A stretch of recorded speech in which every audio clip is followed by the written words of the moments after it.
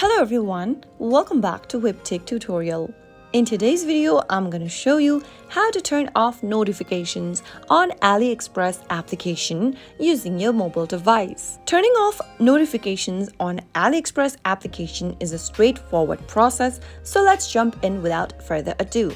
Open your AliExpress application and log into your account if necessary. After logging into your account, go and tap on the account button at the bottom right hand corner. Now, from your profile page, tap on the gear button at the top right, which will then open up the settings interface. Click on notification settings and tap on notifications at the top. You can now go ahead and disable all of the notification settings by tapping on disable all. If you want to keep important ones enabled, tap on the first red option.